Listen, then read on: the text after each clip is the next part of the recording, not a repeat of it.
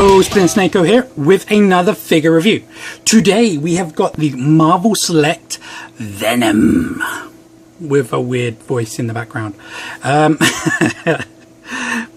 This guy is one I've had for quite a while. Got him off my Facebook group. I can't remember how much I paid for him or who I got him from. It was a long time ago.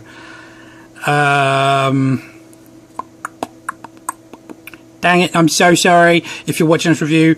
I do apologise. Please leave a comment or let me know and I will add in the comments or the description who you are.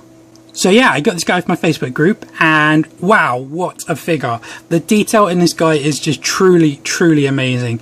Such a greatly sculpted figure. But you know, you've come to get that with Marvel Selects. They do really put a lot of attention into their detail. The articulation is probably my biggest gripe about this figure, but he's a very big, bulky figure, very tall as well, which is one of the things that I liked most about him. Let's get over the actual height comparisons now, and then we'll move on to the details and the articulation and the accessories, because this guy actually comes with a buttload of accessories. You wouldn't think that, but no, they gave him tons. It looks like that they've actually released some images showing the Marvel Select Carnage. And that guy looks basically like the exact same body mold, maybe some slight difference in the sculpting with some extra details. So it's pretty cool that they've done that. Okay, standing to the top of his head, he is just literally over 8 inches. Just literally a fraction over 8 inches. So he stands up really tall together. Here is the Sinister Six Spider-Man, who's having trouble standings. Here we have next to the I don't even know, Danger Spidey Sense Spider-Man, and grabbing a couple other classic ones. Here we've got the new body mold, which is the Superior Spider-Man from Marvel Legends, Hyperion, Bucky Cap, and then we'll go for Captain America. Oh, and then Juggernaut, because I've done this guy before. So you can see he fits in really well with the Marvel Legends line, because Venom is a much bigger figure. So it fits in very nicely in that scale. Now, he's got some interesting designs and some interesting choices. I'm not too sure I personally would have gone for, but these things have kind of advanced from statues to figures, well, to movable statues to articulated figures. This guy is an articulated figure, but let's just, like I said, a few questions. Let's go with my gripes out of the way, because they're the things that are bugging me. First things first is his elbows. They've done the joint really weird. They've put the actual sculpt of the elbow on the actual arm, so when you bend it, you get this kind of really weird flat edge, and I think that just looks a bit unnatural. I don't know why. It just looks a bit weird to me. It doesn't actually look that bad now, but for some reason it really bugged me when I first got it. But I guess I've just got used to it. But that was one thing that bugged me, but it's not too bad, I guess. The other one that bugs me is I'm not a big fan of these kind of DCUC hips, which this guy has. It's cool that he's got T-cut, but they're limited in their range, and I think some ball joints would have given him better articulation and would have looked a bit nicer. I don't know, maybe that's just minor gripe. The diaphragm joint, just like, it's pointless. There's virtually no range of motion in it whatsoever. You can't rotate it, you can't pivot it, it's just a little bit of a rocker. It's kind of pointless, so I'm not a big fan of that. But that's about it. That's basically my only real gripes with this figure. The sculpt on this guy is phenomenal, and the detail in him is just ridiculous. Every single inch of this guy has textured sculpt going over him, and he looks the bee's knees, so to speak. You just look at this body sculpt. Just look. I know it's hard to see with the black, but all this texture just looks absolutely amazing. It's got all these like muscle tendrils going on throughout it, and it does just look absolutely awesome. So blown away by the actual sculpt of this guy. It's phenomenal. And these head sculpts, I mean, look at that. How just gruesome is that? Now, it comes with a total of 3 interchangeable heads and like a bunch of other ones, but we'll go over that in a bit. So let's put him to one side and go over the other one. He comes with this one, like you said, just pops off, which is the open mouth with the tongue sticking out focus, there we go, classic Venom head. And this tongue is massive. I mean, it's like probably about, if you stretched it out, it'd probably be nearly 3 inches long, maybe. Maybe not 3, maybe 2.5. But it's really, really cool. And it looks like Venom-y kind of green stuff going on his jaw, which I don't even know what that is.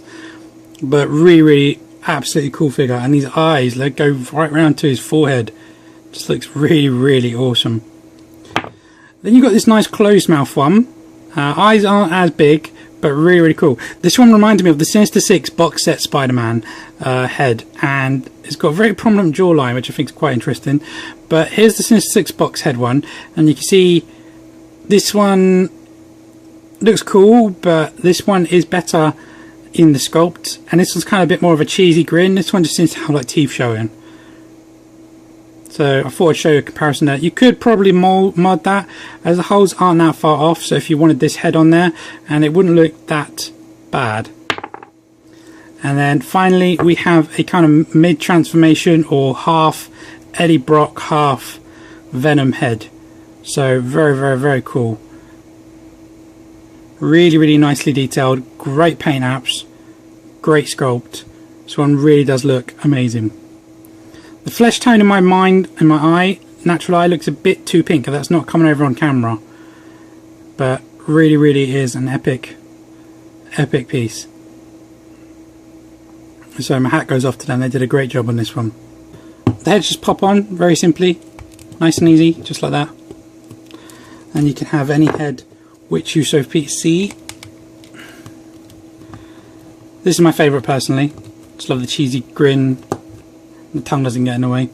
So really, really great head sculpts they come with it. It also comes with a ton of hands as well. We have a total of 4 different hands, and we will get all 4. These also just peg straight in. You have the 4 kind of slightly larger open hands with claws. Very veiny, and you see it's got the little web part there, which is painted, which I think is really, really nice. So these, and even the inside of the hands, very, very well sculpted. These look amazing.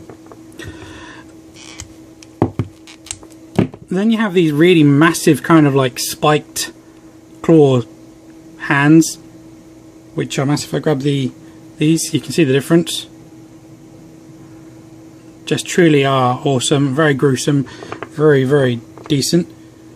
Then you have some fists, again with a little web part on the top. Even the massive one, so I didn't show you, have the web part on top. Very cool. It was weird they decided to do like a white square with that's where the web comes from. I think that's a very weird idea. I wonder why they thought of that. So very, very cool fist, loving them. And then finally he comes with these ones, which kind of like, they don't really have the web parts on top, and they're kind of a bit weird, like in a bit of a pose. They're both uniquely posed. So I think that's interesting, but I think it's weird how they left the web parts off. But these are the smallest hands. I don't even know if these fit in.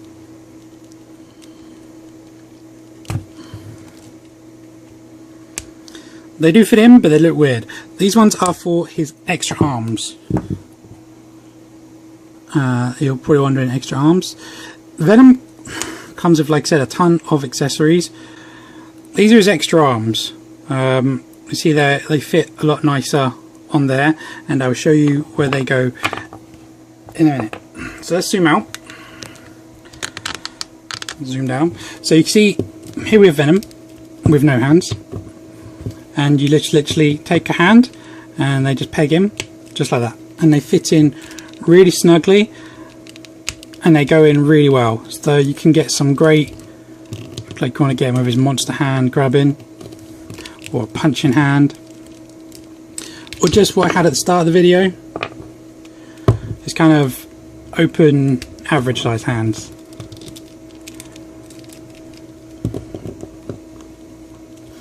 You can go full whip.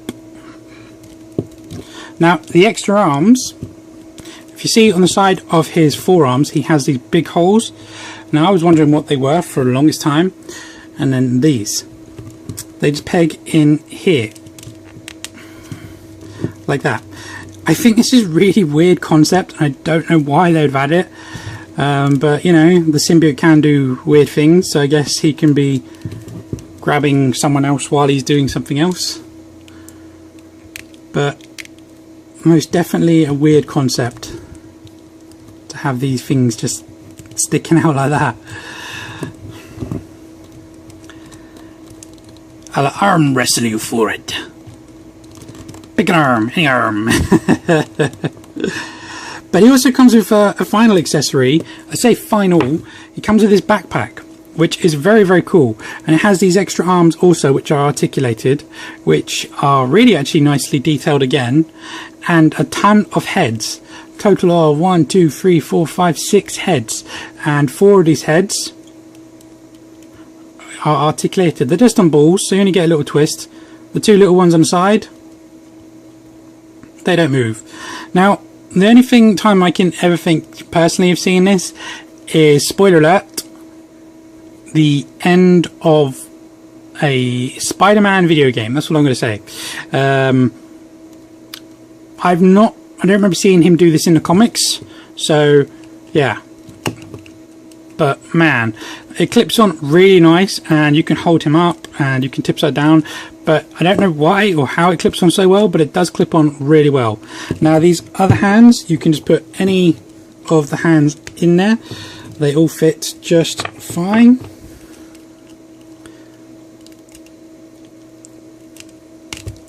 If I can get it in, there you go. So you can have claws coming out the back, or you can have another fist hitting someone behind.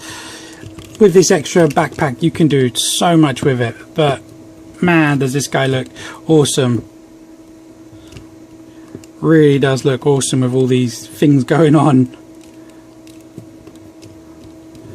Love to know 4 of this. Let's try and get him to stand up. So this is very, very cool. This is a nice sculpt to it. The spider is really well sculpted, and everything just looks and works really well. Articulation on this, these just seem to rotate. They don't seem to have any kind of movement. And then you have an elbow, and then of course the wrist. Like I said, each head is on a ball, so you get a bit of up and down, side to side, and then rotate. That's for all 4 of them. These just peg in, so you can rotate them around, but due to the way they're sculpted, the more you rotate them round, focus, there you go, they will pop out. So you see it's like a nice neat join. Then we'll rotate, it kind of levers out. So let's go into his articulation. You can get his legs really close together, which I think is interesting. Now, I showed you the head's on a peg, but it's also on a ball, so you can get a bit of backwards and forwards from that. So you go forward, back, that far, forward, that far, bit of side, not massive, and then of course 360 degrees rotation. Excuse me.